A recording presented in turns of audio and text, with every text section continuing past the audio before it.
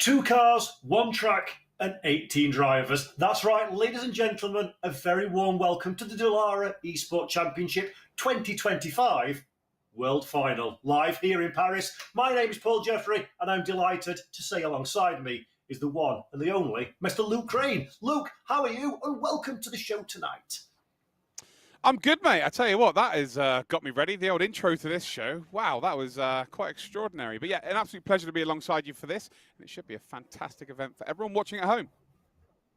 Yep, absolutely. It's going to be a spectacular day of Dallara-themed racing for you all to enjoy. If you're watching this on the AK Esports YouTube channel, a big hello to you. If you're watching this on the eMotion Sim Center Twitch channel, a big hello to you as well.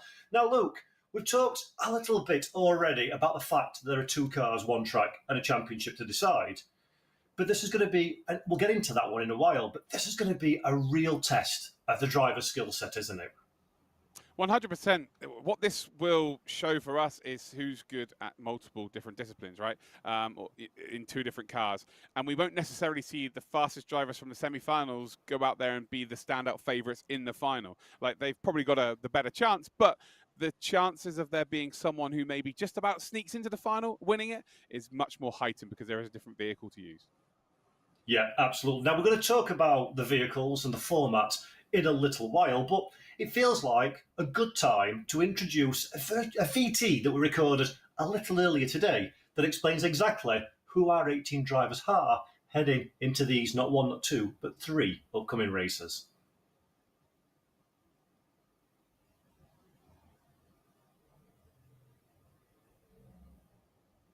In fact, that VT will be rolling in a few moments' time. We'll come back to that one in a second, Luke, while we introduce the drivers. But in fact, here we go. So Marco Lomi of Italy is the first name up on your screen. Another Italian driver, Matteo Senotti. Both drivers very experienced in the world of esports. Jude Vincent Molina from the United States of America is next up, alongside Jacob Petticord, another US driver qualified at Indianapolis. Joshua Douglas makes it 3 US drivers in this list so far. Again, all qualified on site. Bruno Gunnon, the French driver, qualified here at the eMotion Sim Center alongside Lucas Brulé, another one of our French contingent. Thomas Shabila is another of our French drivers, another big name in the world of sim racing, it has to be said. And then, of course, Italians, Simone Seminara, very, very talented driver we've seen at the peak of many races. Michael Monin from the United States of America, again qualified in Indianapolis. Marcin Swiderek, the Polish driver, qualified online, another name very familiar with sim racers. Anthony Molina, the American driver. Joyce Gayton-Noguet, the French driver, qualified on site here at the eMotion Sim Center. Alessandro Coralba, another one of our Italian contingent. And then Daniel Human, the American driver, looking for big things in their semi-final. Sean Calland from France is another name that may be a little bit new to you, but expect him to be fast. Killian Hoyt, another of our French drivers, qualifying on site here. 18 drivers, Luke. Some of them we may know a little better than others, but one thing's for sure, to get to this point, they've got to have been very quick indeed. Yeah, 100%. For me, Marcin Swiderek, his name stands out. I've commentated on him on multiple different disciplines. He will definitely be one of the stronger ones. But I want to bring a name to everyone's attention, Jacob Petticord. I commentated on him for the first time live in Indianapolis at the Dallara Center with AK last year. And he won the Indy 125 that we was holding there as well. So, yeah, interesting to see how he gets on. Right then, before anything else, though, let's head down to Lois Guijon, our show host on site, just before the racing action. And nous sommes ouverts depuis le 6 avril. We are open since 6 April. And nous sommes en plein cœur de Paris, dans le 2e arrondissement. We're here in Paris, in the 2nd arrondissement. Et ici, à eMotion Paris, nous avons plusieurs simulateurs. Nous avons le GT, la Formula et bien sûr le rallye. Et la plus grande expérience qu'on offre ici à eMotion, c'est la Formule 1 à taille réelle avec le volant d'Esteban Ocon, qui est d'ailleurs notre ambassadeur ici chez eMotion. So, we have GT simulator, Formula, rally and a big one. It's a simulator F1 in real size. With the Esteban Ocon, it's our ambassador. Et bien sûr, ici, nous avons un objectif, c'est avec The Grid, c'est de passer du virtuel au réel. Donc c'est une compétition qui permet aux pilotes qui n'ont pas forcément le moyen d'accéder à des vraies compétitions. Donc on leur offre le bon simulateur et l'opportunité de passer dans une vraie catégorie de voitures, c'est-à-dire la Porsche Cup. Et donc pour avoir une saison complètement offerte et payée par nous. So we have the grid, it's our objective. So it's the pilots who don't have enough money to go in motorsport, and they can pass in the virtual to the real one to drive a Porsche Cup. Donc, vous avez compris, ici, on a beaucoup d'ambition et nous sommes vraiment très heureux d'être ici et on va vraiment souhaiter bon courage à tous nos pilotes. So, good luck for all of the pilots. Et je vais vous laisser tout de suite avec nos casters. I let you with our caster.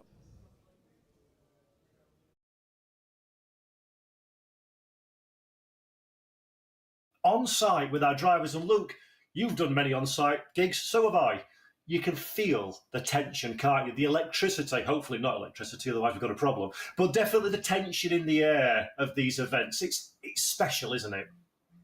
Oh, I've not only commentated on them, I competed back in the day many years ago. And it is, yeah, very different. When you're online, you're very comfortable. And if you're involved in an incident or a slight bit of a brushing, instantly in your head, you're like, oh, they're the worst person in the world. I want to find out where they live. You know, I'm going to go fight them. But when you're in the online environment, I think people race a little bit cleaner because, first of all, you're right next to them.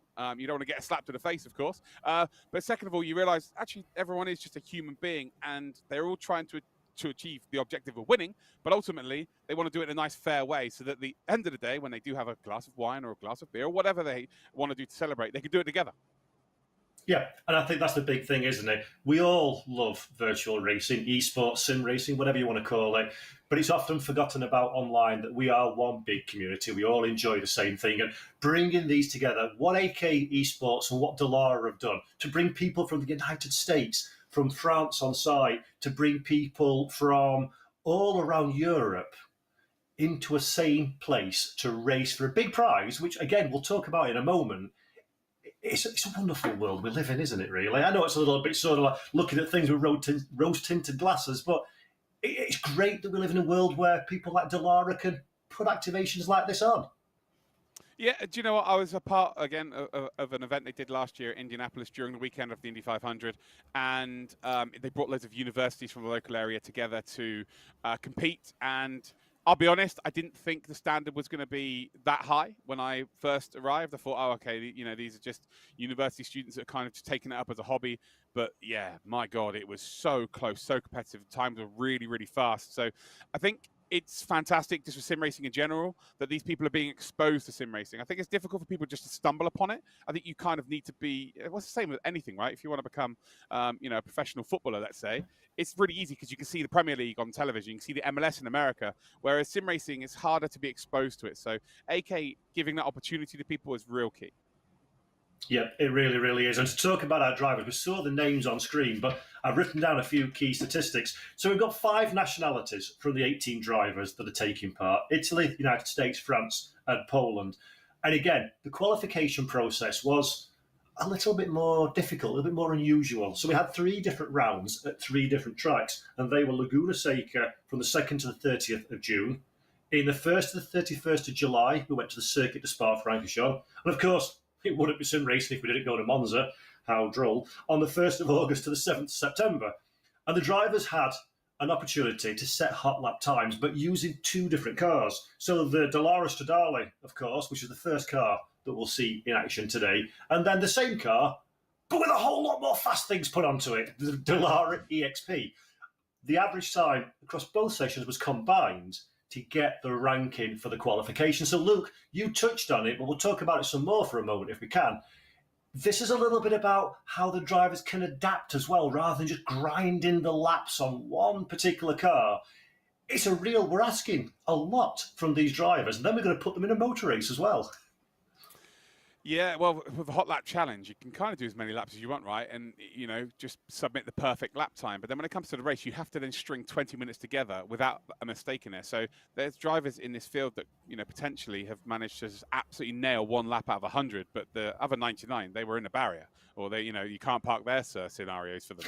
Whereas there are going to be other drivers that maybe were a couple of tenths off, but we're putting in consistent lap times over and over again. So yeah, as much as it's a fantastic to be a great qualifier or a hot lapper, it's all about the racing side of things. So, you know, expect to see some surprises. We've obviously got some top seeds that you expect to do well, and that's why the likes of Swiderek for me would be a favourite, because I've seen him time and time again, you know, competing at the very top level and getting good results at that top level.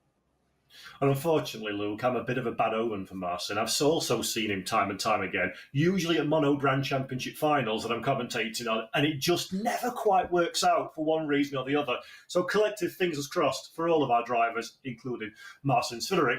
Now, we're not far away from track action, so it feels like a good opportunity. Just explain a little bit about what's upcoming. Off air, before we came onto the live, qualifying for both semi-finals has already taken place. We've not seen the grid yet. We'll find that out later on.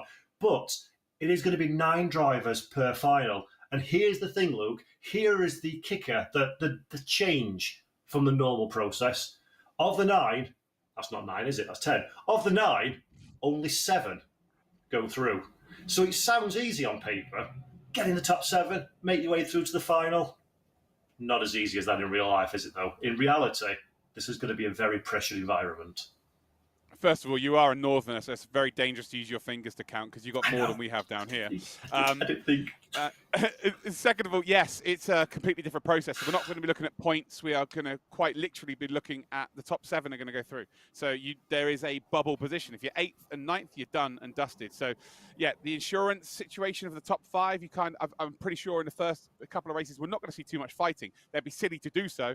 The last thing you want to do is try and get them to P4, and then all of a sudden you're out of the race because you overextended, you tried something too much, and then you're game over. So, yeah, interesting to see how this dynamic does indeed work out. Yep, it really is, and we're only a few moments away from track action. And when we do, I'm going to swap to the correct microphone as well, which I've just been informed by my producer, Mike Yao. So when we go off vision, I'll exit and come back in again in a few moments' time. But again, 20-minute race. There's no second chances. We see in other competitions, don't we, that you've got multiple races up to the final. This is Mugello. This is a track that's old school in its very nature, that's very much a driver's circuit. One small mistake, one small error, goodbye participation, you've gone to France for nothing. That's a pressure that some of these drivers perhaps have maybe never felt before.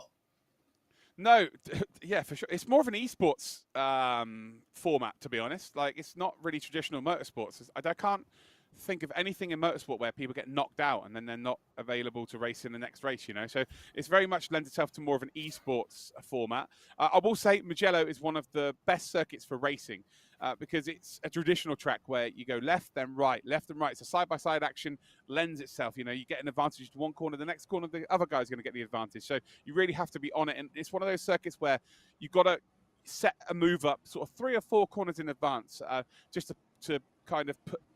One of my favourite parts of a race circuit in any circuit is Casanova through Cervelli down in towards Arrabbiata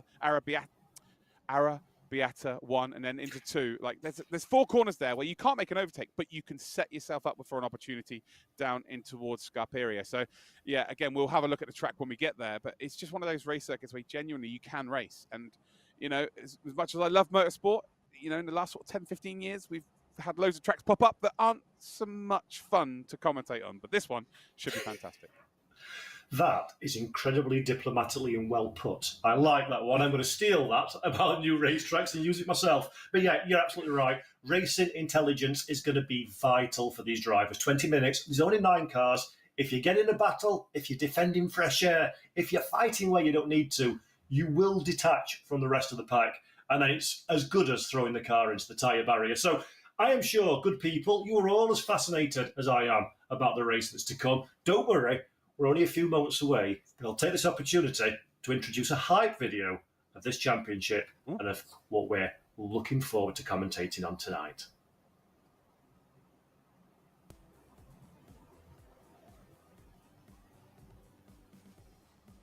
Maybe we got a hype dance. I'm not dancing, but maybe.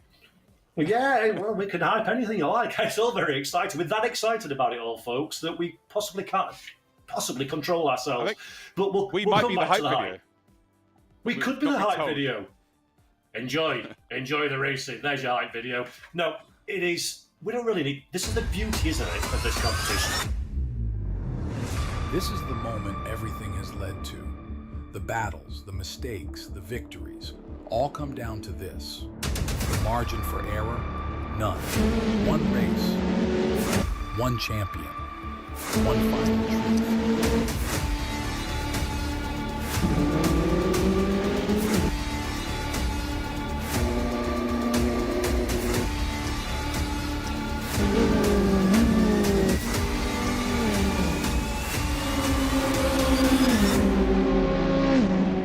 It's only the beginning.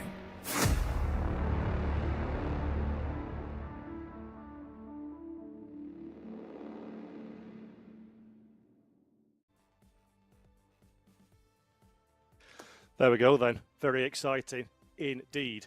And I sure can probably say in not so many words, I think anybody could win this one, Luke. And I think this one is up for whoever performs best on site, which is the most important thing. It's going to be vital for these drivers to just keep the pressure to the absolute minimum, isn't it? Yeah, 100%. Here we go. We're onto the grid then. Paul, I'll let you take it. Oh, well, I'll let you announce the grid. Right then, so here we go. Let's take a quick look at the grid. It is Almeida Castorino on pole position, Thomas Sabilla alongside Marco Lome and Lucas Brulé are your second row of the grid. Bruno gone on, and then Jude Vincent Molina, 5th and 6th position. Matteo Cinotti is in 7th place, then it's Jacob Petticord in 8th, and 9th goes to Joshua Douglas. Time for talking, ladies and gents, boys and girls, is coming very much to an end, and we will be going motor racing very quickly indeed. Yeah, we certainly will be. I will just shout out to Amedeo Castorino, another online qualifier. You would imagine the 3 online qualifiers would likely be the favourites today because there's just more people to battle up against in that regard. So Lomi, Castorina and Swiderick are the 3 names you should probably be looking out for. Shibilia, though, holding it down for the French contingent. He is on the front row of the grid for this first race. And remember, it is the top 7 that will advance. And Broadcast 1 and Broadcast 2 are not in this race. Nope, they're not indeed. They are to the side. Assetto Corsa, by the way, we forgot to mention this, is the platform that we're using today, the venerable Assetto Corsa, very well known, I'm sure, amongst all sim racing fans. Great to see this platform, Luke, isn't it? Still very much alive and kicking and hosting top tier international competitions. Yeah, and it's getting improved upon all of the time as well. And I know a certain few race drivers that race in Formula One that still use this to prepare for their races each weekend. So yeah, it is absolutely still the go-to in terms of physics for all of your preparation needs. And yeah, I've seen these cars being raced on AC before, and it is always fun to watch. So yeah, this is going to be fantastic, Paul. I'm not sure how many races you've seen with these cars, but yeah, it's always quite fun to watch. If it's got a roof on, my friend, I can call it a touring car, and then it's very much my cup of tea. So, yeah, very much looking forward to this one. A nip under 400 brake horsepower, car with 820 kilos worth of downforce with a rear wing attached. Sounds like a pretty decent advertisement for good fun, methinks. And I'm sure everybody watching at home is sitting comfortably, ready for this 20-minute battle amongst some superstars. Yeah, it should be absolutely fantastic. So, Amedeo Castorino starts as your pole sitter. Then we've got then Shibilia in 2nd, Marco Lomi in 3rd, Lucas Brulé in 4th position, Bruno Gonon in 5th. Well, they've all just disappeared, unfortunately. There we go. Jude Vincent Molina in 6th, Matteo Cinotti in 7th position. Then we've got Jacob Petticord in 10th, and then Joshua Douglas in 11th spot. Just 18 seconds to go before we kick things off here. Oh boy, this is going to be fantastic, Paul. Right then, do not adjust your sets, do not go anywhere, do not get any more comfortable than you already are, because the edge of the seat will be your friend. The lights are going off, and the Dallara Esports Championship 2025 World Final here at Mugello is go. Castorino gets a wonderful launch away from the line, but the drag down into T1 is long, It is perilous and it is fraught with danger. Marco Lomi looking for the overlap as we go 3 wide, 4 wide at the back of your shot. Everybody needs to apply an air of caution to make it through the opening few corners, and Lucas Brulé is the one that does that best, up in a second position just behind Castorino. Oh, Lomi got an absolute wonderful launch down in towards turn number 1, then just run ever so slightly deep through one, and ultimately has lost the position here, and he's gone, well, no, he's back up to second position by the looks of things.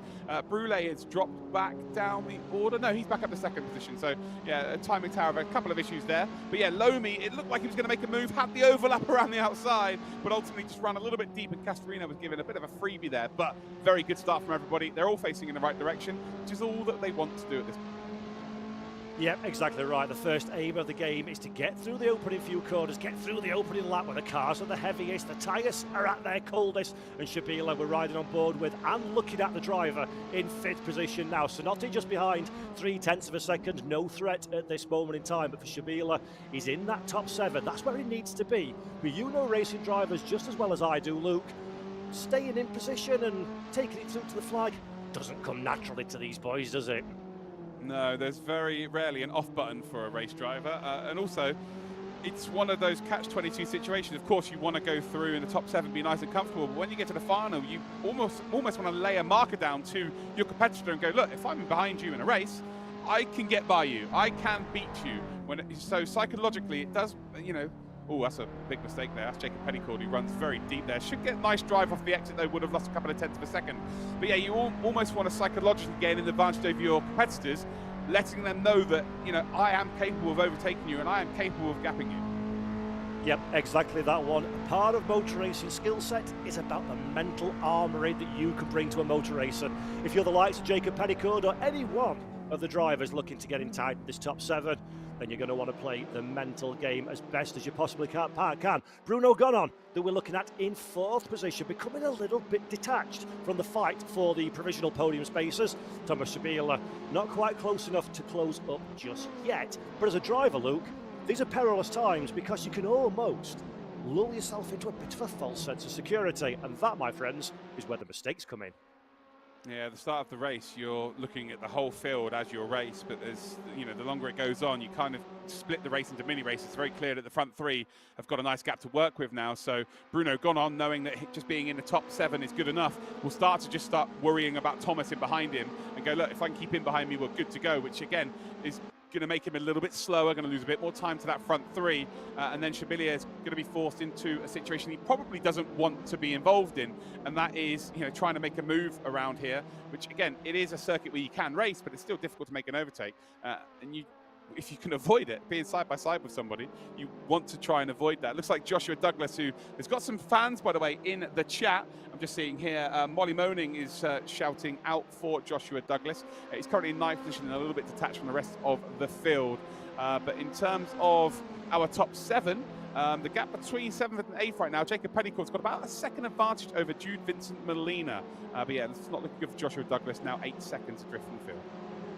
Yep, shame there for Joshua from the United States of America, of course, qualified online at Indianapolis at the Dallara USA Centre. But Josh, not having the start to the race he would hope for, 8.2 seconds is the gap to the next car up the road. Jude Vincent Molina, by the way, in 8th position. He's the first driver that won't make it through to the grand final a little bit later on today. So work to do for that particular driver. Marco Lomi, though, the work he needs to do is purely about glory. Oh, there's a mistake for Lomi. Whoa. Right on cue, just as we say it, the right-hand side of the car out on the gravel, and Marco Lomi, this is going to be a frustrating rejoin to the racetrack. Be nice and careful not to spin the car again.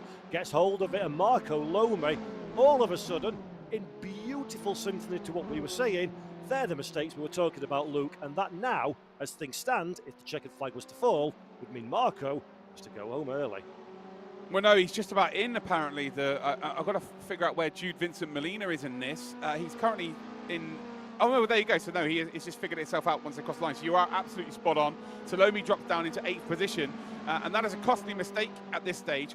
If this was the final, it's all done and dusted. There's no chance he's going to go out there and win the race. But because of the format, top 7 are going to go through, he does have a second chance here. But if Jude Vincent Molina doesn't get involved in anything too crazy. Well, so you see Jacob Petticourt there making a mistake. Molina there gaining a bit. Well, no, Molina not quite making a move, actually. Yeah, does Molina go for it here, try and get a bit more insurance, and then Petticourt becomes the driver at risk? Do they not fight at all and hope that Lomi doesn't catch them? By the looks of things, they've already lost a second there from that mistake from Petticourt. So Lomi is almost back in the hunt here. Yep, if you're Molina and you see the name Marco Lomi in your rearview mirror and your time in Delta, you find yourself some kind of bridge between the two of them. Marco Lomi, deeply, deeply, deeply rapid. Jude Vincent Molina is going to have a lot of work to do to hold back the bright yellow car. Beautiful split screen shots that we're seeing here. Almeida Castorino leading the race and with the fastest lap as well for good measure.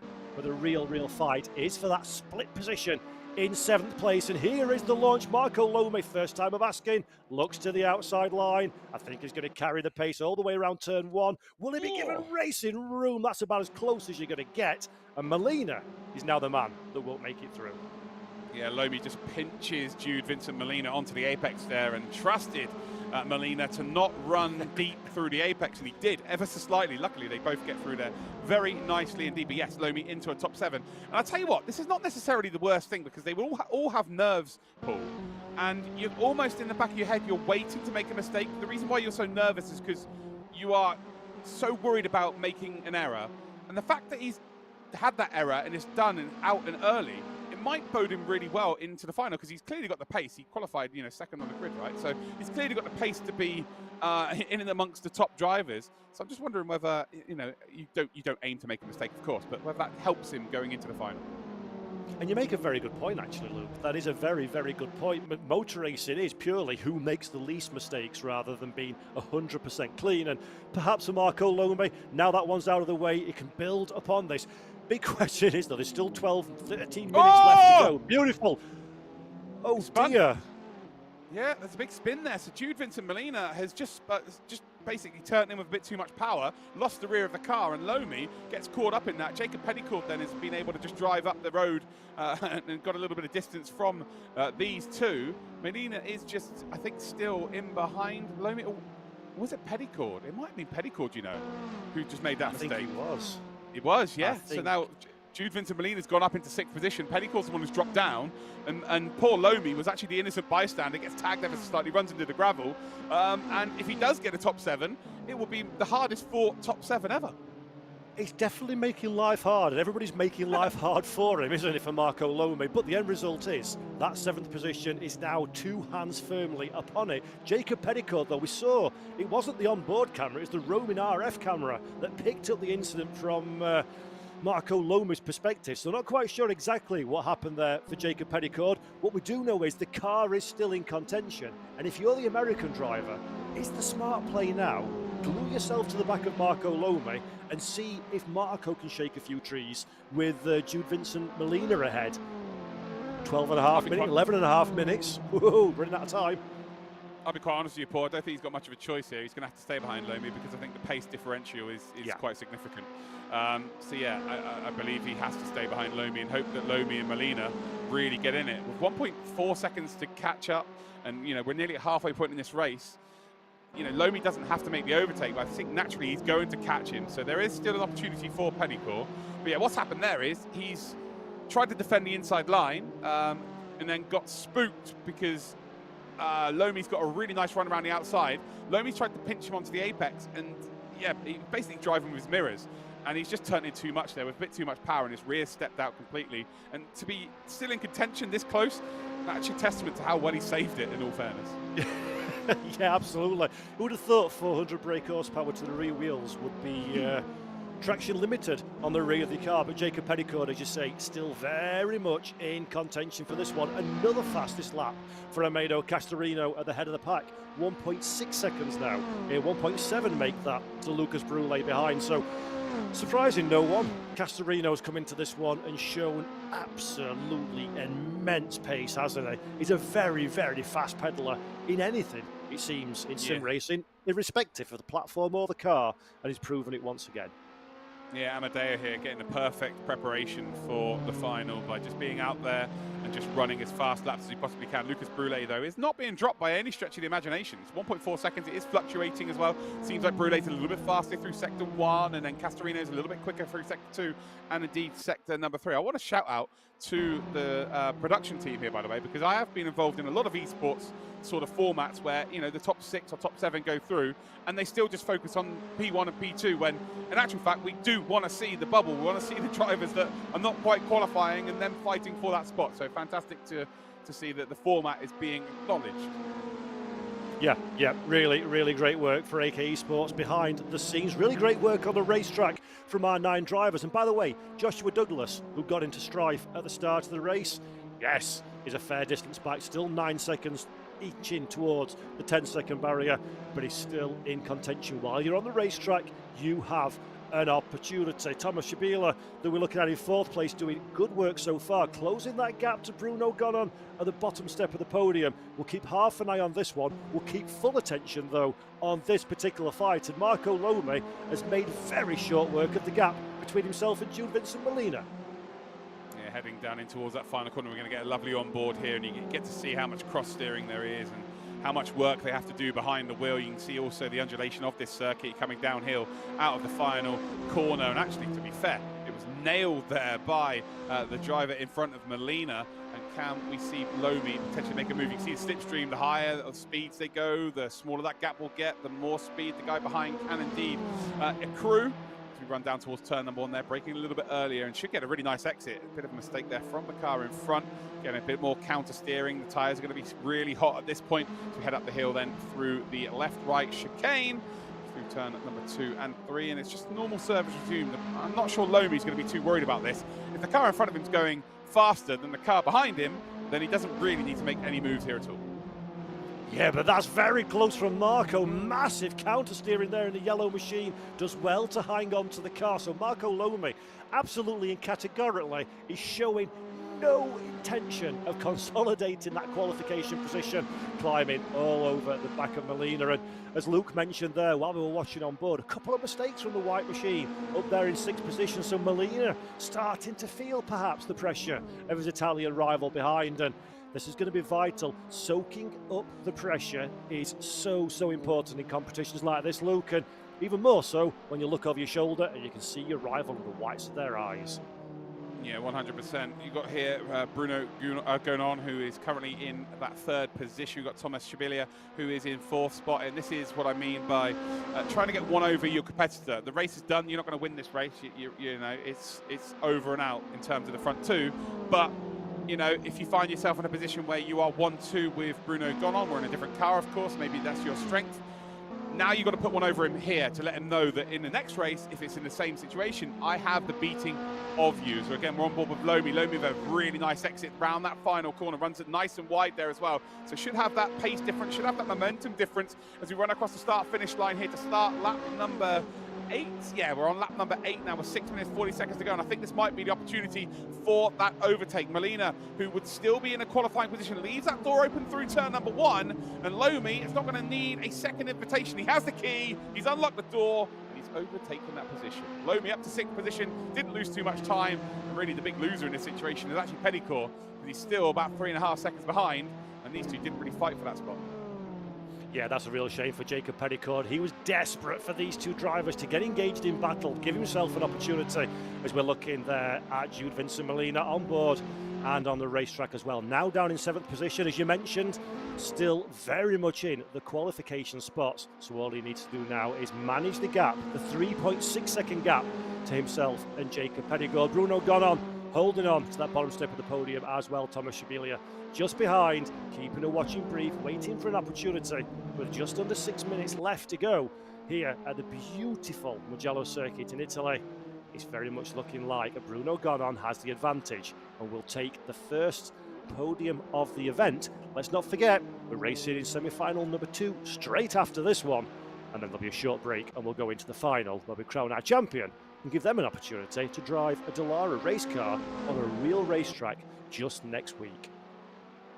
Yeah, to everyone watching over on YouTube on the AK Esports channel, there is actually a separate stream for the final on the same channel. So make sure you subscribe, turn notifications on, and you can come and join us for the final race, which for me, I believe is going to start in about just over 2 hours time. So yeah, not long at all. As we go across the line then, Amedeo Castorino still leads the way. Brule is in second position, 1.7 seconds adrift, but hasn't really let that gap increase significantly.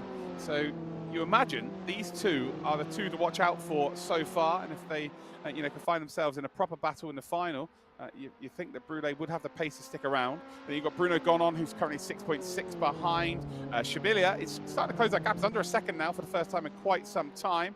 We then got Shinotti in 5th position, up ahead then of Lomi. Lomi 4.2 seconds back. Jude Vincent Molina is comfortably in that top 7. So that is who we are looking at, or the position we're looking for is top 7 here.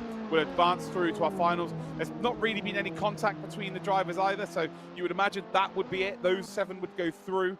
In terms of stewarding, looks like it's going to be a quite easy day for them. And then Pennycourt and obviously Joshua Douglas, who, I'll be honest, Jacob Pennycourt and Joshua Douglas probably have the most supporters in the chat. I've seen Josh and I've seen Jacob's name being announced across the whole of the stream. So shout out to anybody supporting your favourite driver or family member or your mates. It's always appreciated. But if you've got any questions in the chat, also get them in and I'll try and answer them during the race. And a shout out to stewards all around the world that listen to you say that one and slap their forehead in anger going, no, the second the commentator says it's going to be an easy day, all hell breaks loose on racetrack. Let's hope that doesn't happen though, with 3.5 minutes then left to go of this first of 2 semi-finals. The top 7 will make it through to the grand final a little bit later on today, and so far Jacob Pennycourt is the one that's going to be the first to miss out. Joshua Douglas as well, getting detached at the back of the pack, but still holding on in 9th position, seeing this race through to the conclusion as the fastest lap of a 1 minute 49.647 goes the way of Amedeo Castorino with 9 laps on the books, starting the 10th. We've already got a couple more to go, and we can find out who is going to make it through to the next stage of the competition. Shibilia about 0.3 of a second closer than he was last time around. Looks pretty cool, calm and composed on the camera there as well. No real stress being shown in the face. You can see again really working the wheel, getting the movement left and right. It's very much it's almost like a NASCAR style with I guess the way the car bounces around this circuit and slips and slides around, as we get a lovely shot here of the arena that they're all racing in. And that's a real big factor, is that they are racing quite literally next door to people in the race, whereas at home you're on your own. You can maybe talk to them in game, or you can maybe talk to them in a Discord call. But right now, if you cause an incident with someone, you have a rough corner through there, they can tell you that they've had a rough experience with you face to face after this race. And also, let's not forget, for the likes of you and I, Luke, it's become normal business. Having a camera shoved in your face while you're trying to perform at a high level is sometimes a very different experience, and very, very difficult to sort of not get discombobulated, isn't it? And get put off of the task in hand. Yeah, nothing worse than having a camera shoved in your face when you're trying to perform at a high level, I can tell you that right now. Thomas Shibilia, though, currently in 4th position, very close behind Bruno Gonon. Half a second between the two of them here, Paul. It is getting closer. Are we potentially going to see a move here on the last lap?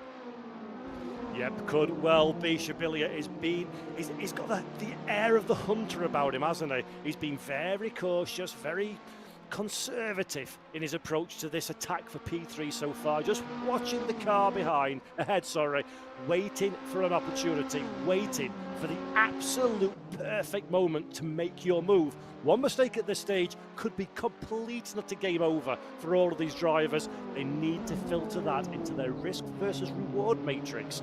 I don't even think these drivers probably have them. See opportunity, go for gap. That's the way to do it, isn't it? Pretty much, mate. Pretty much. Amedeo Castorino still leads this race. They always say the creme brulee always rises to the top.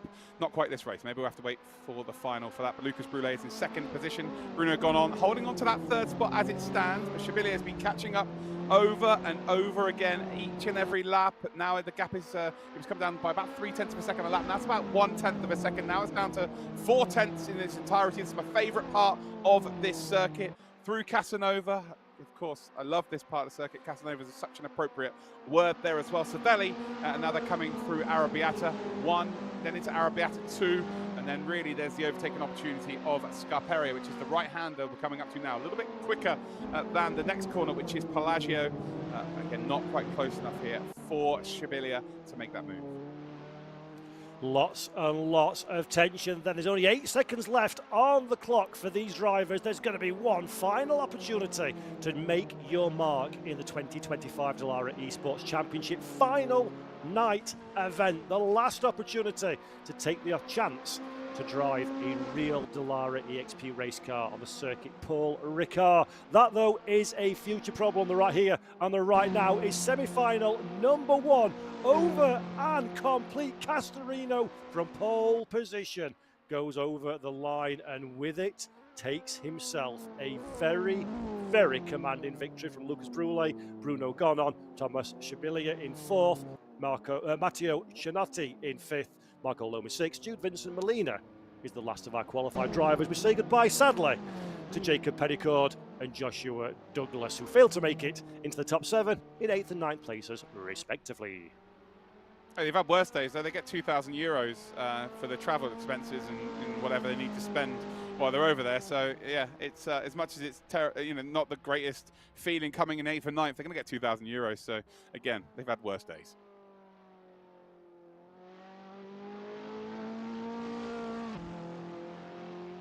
So we're watching on board then with Joshua Douglas, about to come across the line to be our final driver across the line. So 9th position then for Mr. Douglas.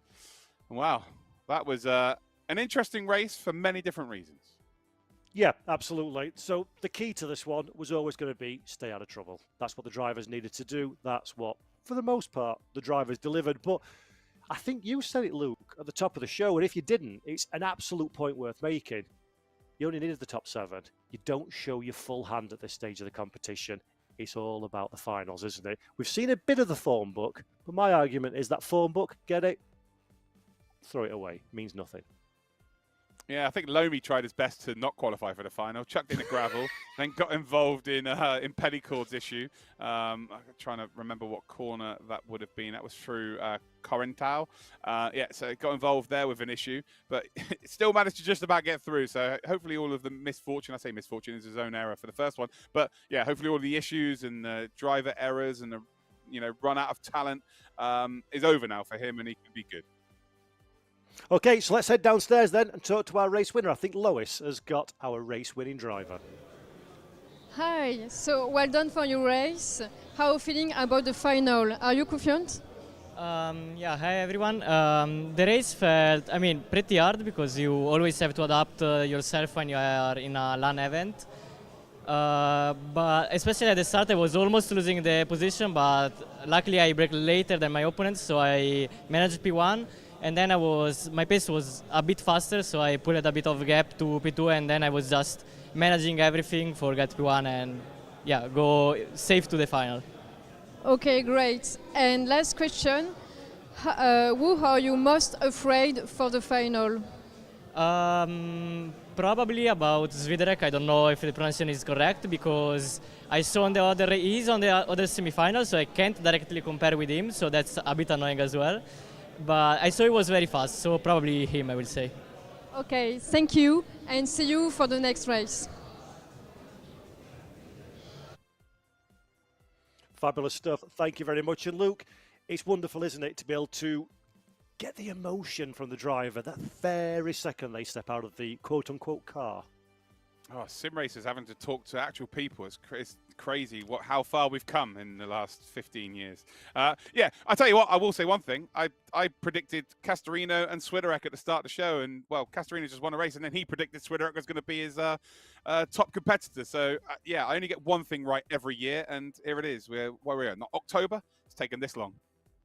Well, I've got a 100% hit rate of making predictions in the day job and then that driver having an absolute nightmare. So I'm not doing it to these good people. I couldn't possibly give them my jinx. Now, obviously, we're on site at the Emotion Centre in Paris. The drivers from semi-final number 2 have been sat very patiently watching their rivals race. Just how much, you're a way more competitive driver than I ever was, how much more of an advantage or a benefit is that going to be to our second group of drivers, do you think?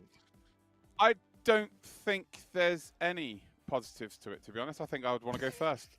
Yeah, I genuinely, because you can only ever see something go wrong, to be honest, that would affect your mindset, like or someone going really fast. So I prefer to go first. No, that's fair enough. I'm rubbish in all concerns, so it makes no odds. Right then, folks, semi-final race number 1 was a bit of a cracker. Second races are always better. Semi-final 2 is right around the corner. Don't go anywhere. We will be back when we can see which next 7 drivers make it through to the grand final.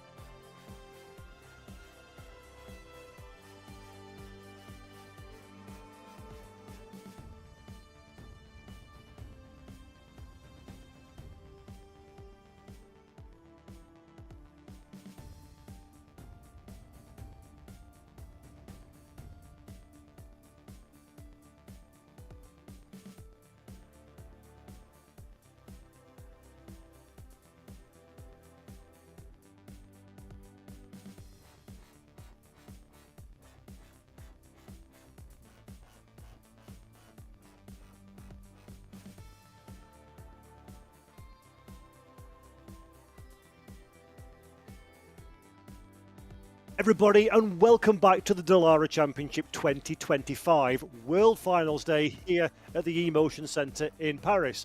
My name is still Paul Jeffrey, and that man's name is still Luke Crane, and we've still got a semi-final motor race to do. Luke, race one was entertaining, dramatic, and a little bit controversial in parts.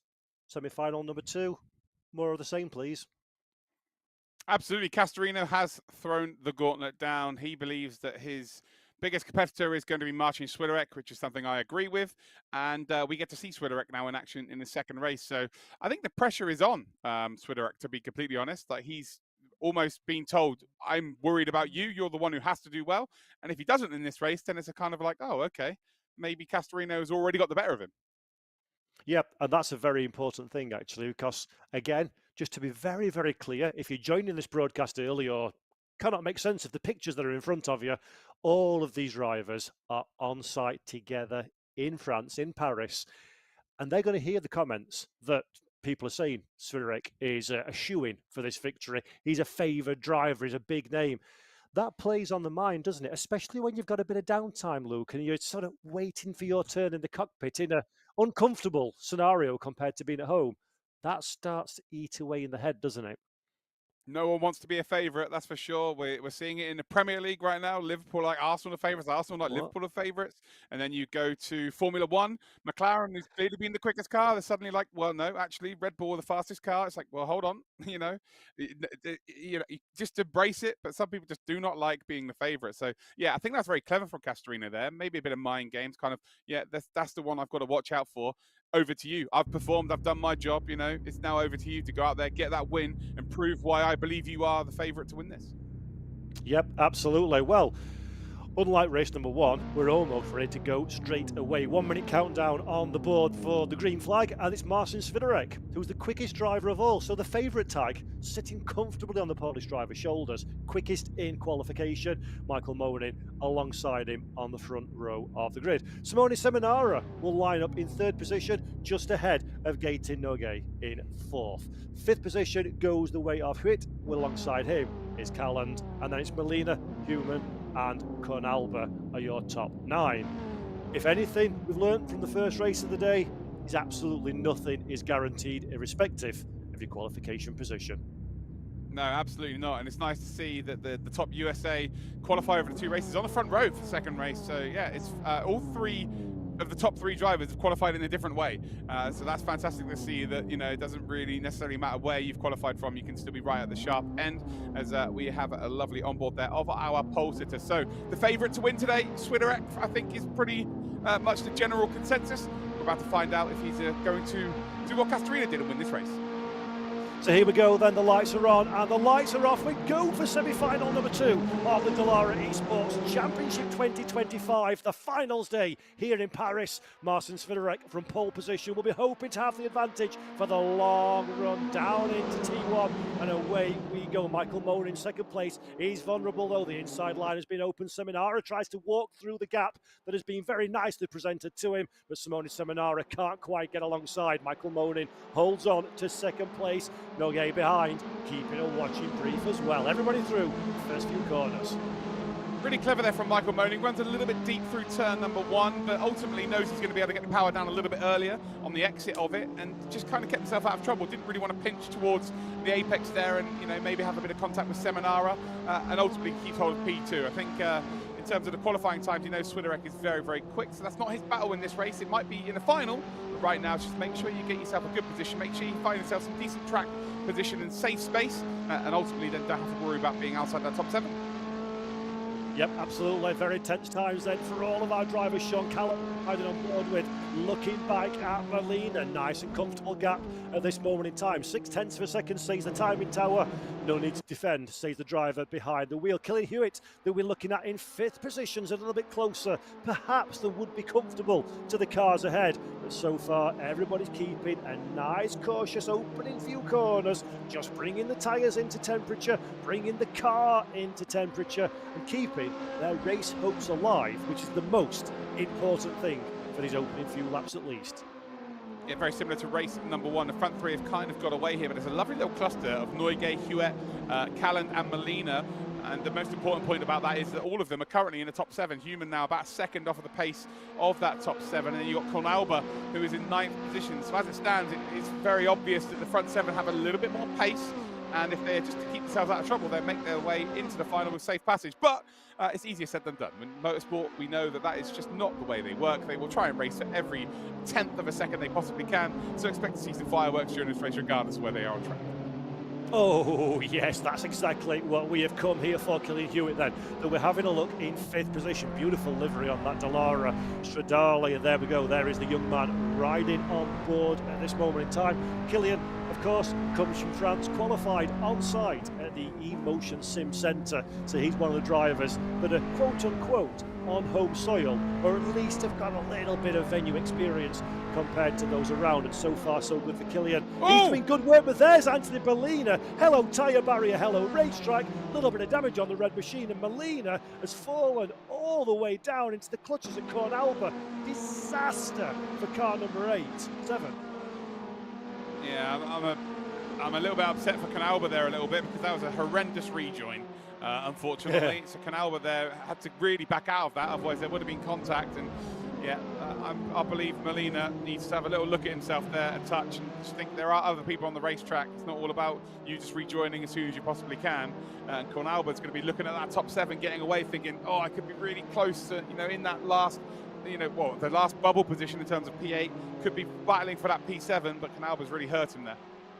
Yeah, it really is. What that does mean, though, is Daniel Human now has an opportunity. He moves up into 7th position, does Daniel, and that is exactly where he needs to be to make it through into the World Final a little bit later on today. Anthony Molina, though, you can see him on board, just leaning in now, starting to feel a little bit of pressure. He's got a lot of recovery work to do as Marcin Swiderek goes quickest of all with a 1 minute 50.071. We've seen faster over the course of this evening, but Swiderek, I think, is doing just what he needs to do, Luke, at this time to bring home that win. Yeah, not at this stage of the race, though, I must add. We did see Castorino go down into the 49s, but it's in the latter stages. We were seeing sort of 150.6s at this point of the race, so that's actually very impressive. Shows that he's got a bit more raw pace, and very similarly to race number 1, about a second gap, so nothing really to worry about. So can just go out there and hot lap. Yep, absolutely. Just get the car to the finish line. That's the name of the game at this moment in time. Sean Callard, though, trying very hard indeed to get inside that top 10. And this is Gaetan Noguet, currently in 4th position, but 1.9 seconds away from the podium places. So our top 3, we're only 5 minutes into this race, Luke, but our top 3 are walking away with this one, aren't they? They certainly are, as we come through Arrabbiata 1 and then into Arrabbiata 2. The exit of one of my favourite motorsport sections in the world. As we now head down in towards Scarperia, down in towards Pelagio, and now we've just got one section of the circuit left to go of this lap. And P4 right now, you've got no real fight to go towards in front of you. You're more than happy to have a 2-second gap to them because it's safe passage through, and when you've got a similar gap behind you as well, it is really the perfect scenario to be in P4. But you either want to be in P1 or in a nice safe bit of the track anywhere else in that top 7. So yeah, right now if you're Noige, if you're Hewitt, you're in a good spot.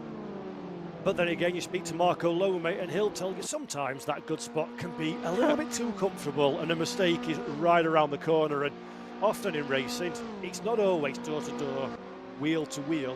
Sometimes your own worst enemy, your biggest rival, is you and your headspace and minimising those mistakes. And I'm sure you know as well as I do, Luke, as soon as it sneaks into your mind, you're comfortable, don't make a mistake. That's when the big, fat, nasty mistake comes around and gives you a little tickle on the ribs, isn't it? Yeah, it certainly does. The difference between real-world motorsport and sim racing is the amount of laps, the amount of track time. Was that mistake there from Noige? Has he got away with it? Looks like he was bouncing around. He's okay, he's okay. But yeah, the difference is that the sim racers can do 1,000 laps over a couple of days, and be none the wiser. Whereas in real racing, they get like an hour practice session. Sometimes that is it, and they're done. They're into the race. So precision, being able to replicate the laps time and time again, is easier in sim racing. To get to the top pace, obviously, is very difficult regardless of the discipline. But, you know, going out there and being at 95%, like you just said, could be a detriment to your result. We're seeing a big mistake there from Human, who is, of course, human with that mistake.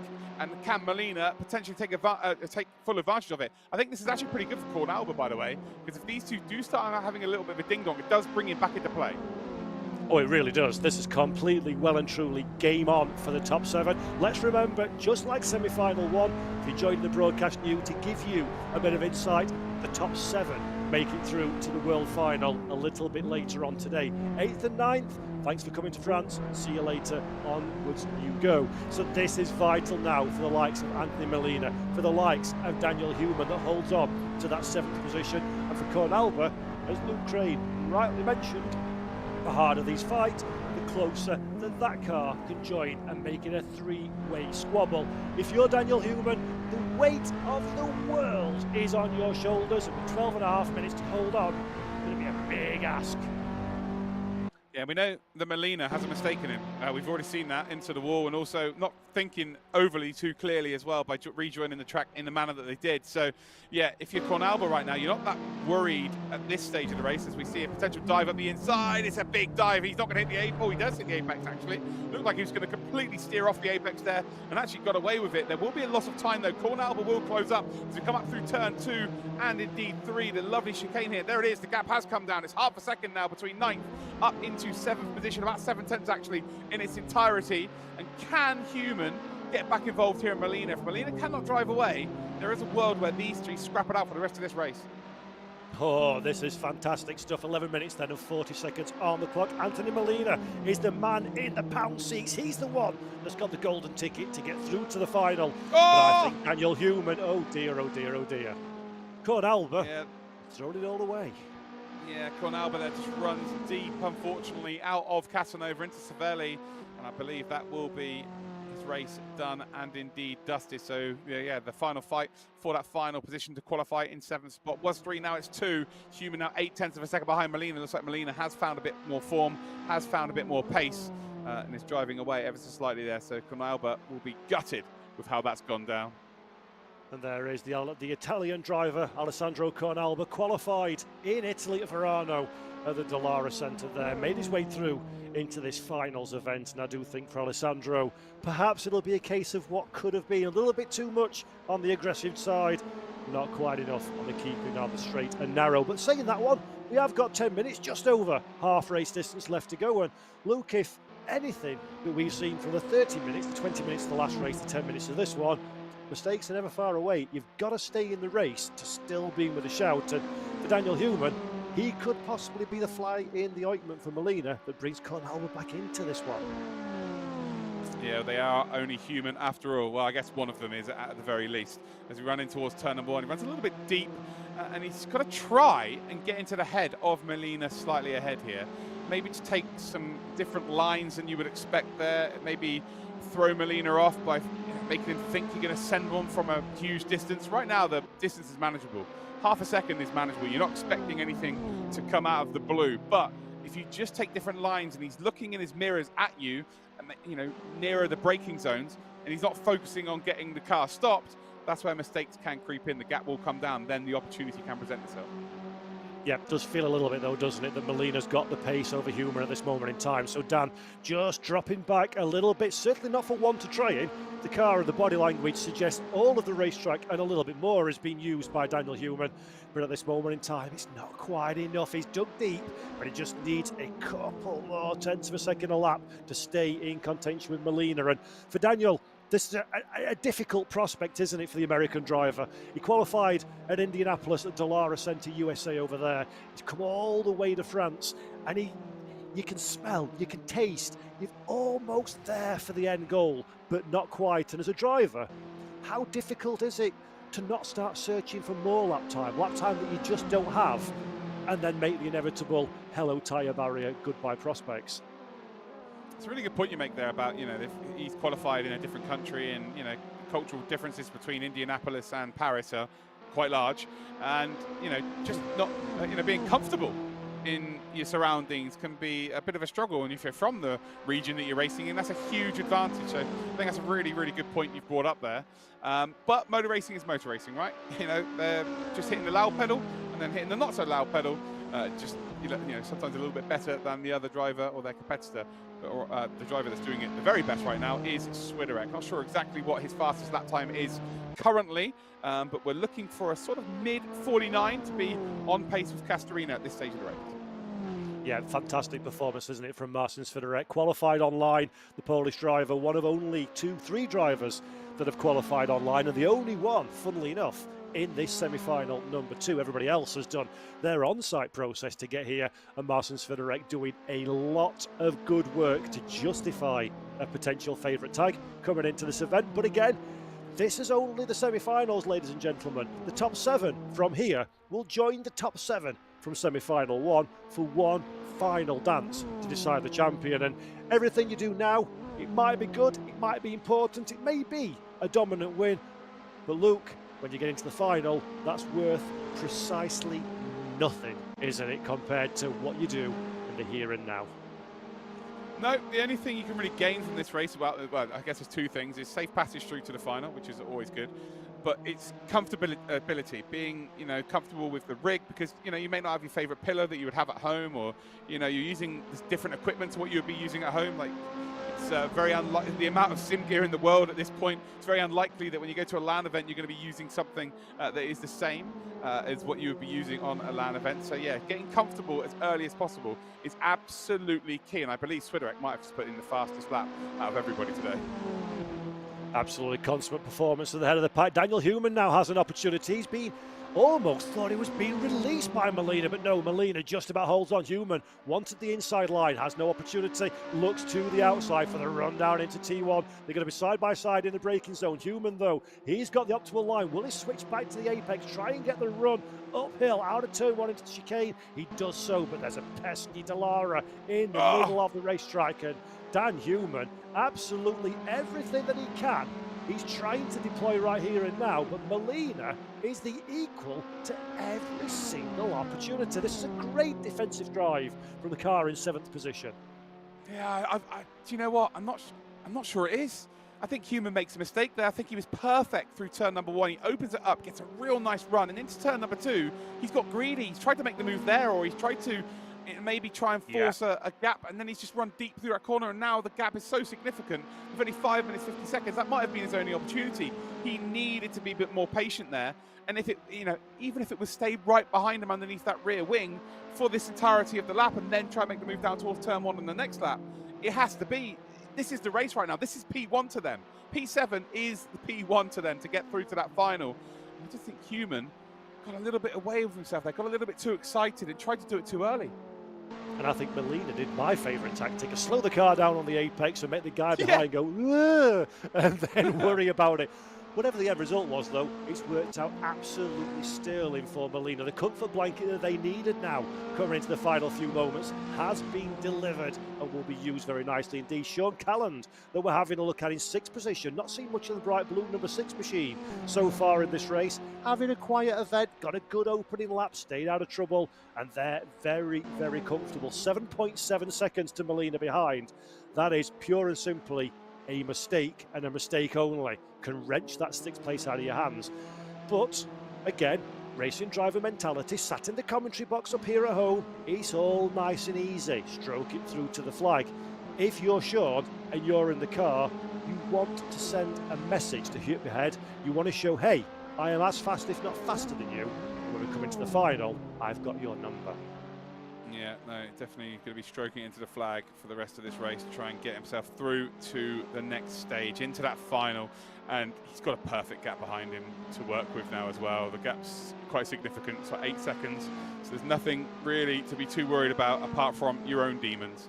So just keep it on, or keep it in between the mayo and the mustard, as they say over in America, and you're going to make a safe passage through to the next stage of this.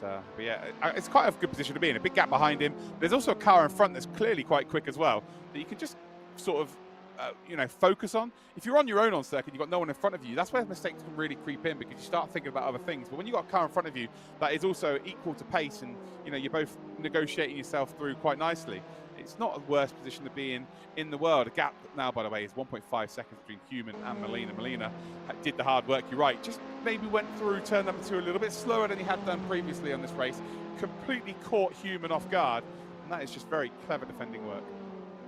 Yeah, great stuff then from all of our drivers. Let's remember, 9 started this race, only 7 will make it through to the final. Following on, right on from this semi-final number 2.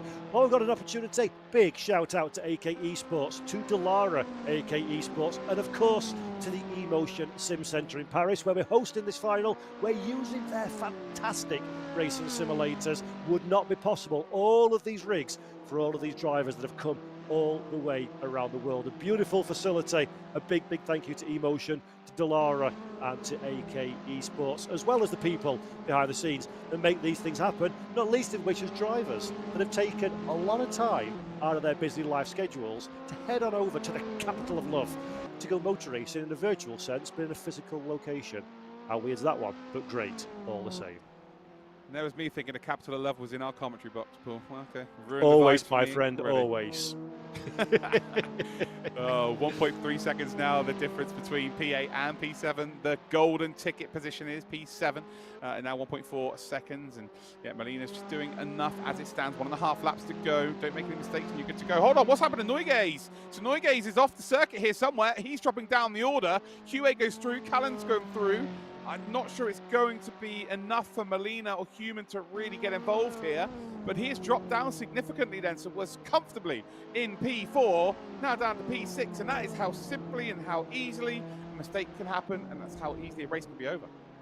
And for Gayton, of course, only 1 minute 47 seconds left on the clock, fresh off of a mistake before jumping into an exponentially faster and more difficult car in a final situation is absolutely not the mental place that you need to be going into the world final. So Gayton Noye has a little bit more pressure perhaps than those around him rested on his shoulders. Marcin Sviderek, though, the only pressure he has is keeping his eyes open. It's been a long day, he's probably a little bit bored waiting around, and he's had a motor race that's been, well, frankly, not even been a motor race for Marcin Sviderek, has it? It's been pure, unbridled domination. Pole position, great yacht launch off of the line, and not even remotely challenged at the head of the pack. Yeah, but in terms of his little battle with Castorino, which is a psychological battle, I guess it's still a battle with the time. He is faster. He's just a little bit faster in terms of his lap time. Moaning, by the way, is similar pace to Castorino as well. So there is a genuine 3-person fight starting to form. It is a different car, though. That's something I have to express. As much as, we can go by the form of the first 2 semi-finals. I say the first 2, the only semi-finals, of course. In the final, it is a different car. There's an added variable to this. So in terms of who's going to go out there and win it, it becomes a little bit more clouded as to who we can predict. Exactly, that's the kind of situation now. If you're the likes of Anthony Molina and you've got no stress, you kind of learn about the car, learn what it can do underneath, you get some more experience. Well, irrelevant for our world final coming right up, because we're going to be upping the ante somewhat with the Dallara EXP. Same car, same 2.3 litre turbo-charged engine. It's been boosted to around 500 brake horsepower, so another 100 horses under the hood, 290 kilometres straight line speed per hour. It's an absolute beast in real life and in virtual form here in Assetto Corsa as well. That's coming up for our drivers though, but for Marcin Sviderek, only thing he's about to see will be the virtual checkered flag. It has been well and truly categorically domination for the Polish driver, and his reward is victory in semi-final number 2 here at the Dallara Esports Championship 2025 World Finals in Paris. Michael Monin will cross the line in second position. Simone Seminara will round out the podium finishers, and then all the way down to Daniel Human, first driver that fails to make it through, alongside Con Alba. Thank you very much for your participation even, but for those two, it's going to be an early bath for sayonara. Yeah, going to take a bit of cash though, of course, the packages they're going to receive from being at the finals. And one thing I will say here, Paul, is that you can never take that away from them. So making a LAN final can never be taken away from them. There are people watching from their families, their friends, and they've just witnessed them racing in a LAN event, and there are only so many sim racers that ever get that opportunity. So yeah, fair play to them. Yeah, absolutely. Anybody who's made it here is a champion. To get to this point has been incredibly difficult. It's difficult in terms of logistics. It's difficult in terms of competition. And yeah, okay, you don't make it through to the finals, but you've had a life experience that many of us never will get to have. I've always been alongside success, but never had my own. And it's wonderful to share in those people's experiences. It is, you've said it's a life experience to come all the way, sometimes, first time they've even been to Paris, get to see a beautiful part of the world, and go virtual motor racing and have us two clowns talk over the top of their performance. Not a bad day out, is it?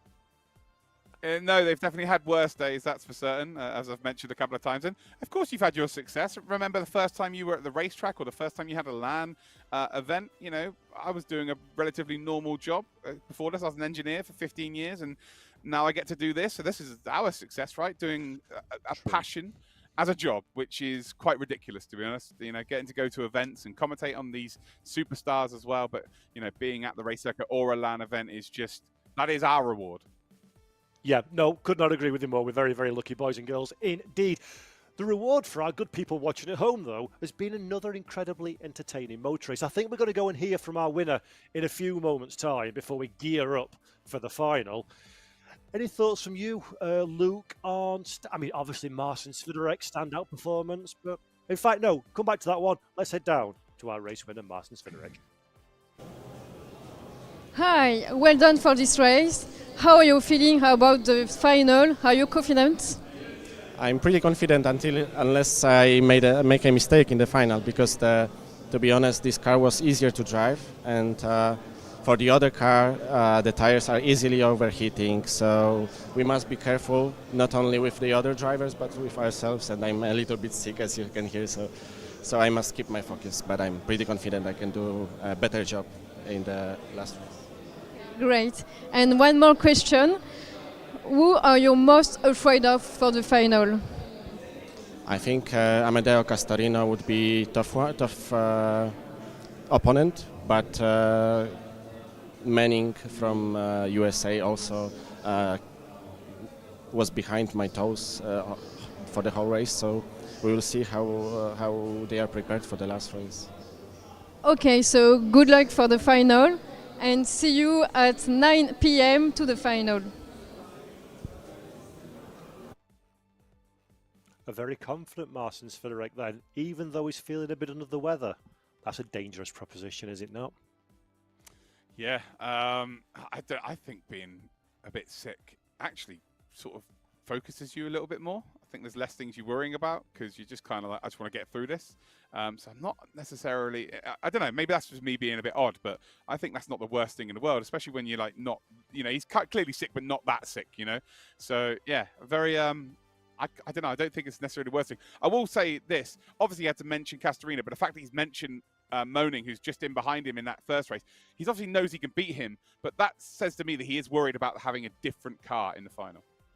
Yep, absolutely. It's going to be nothing short of sensational, I am absolutely sure. And you, my dear viewers watching at home, you don't want to miss it. So if you're watching on AK Esports YouTube, or you're watching on Emotion Sim Center on Twitch, whatever the platform, come back again around 9 p.m. local time, 8 p.m. UK, and we'll go racing for one final time. See you in a minute. Take care.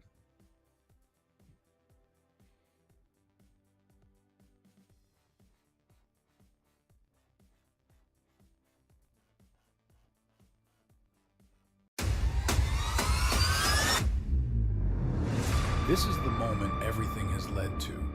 The battles, the mistakes, the victories, all come down to this. The margin for error, none. One race, one champion, one final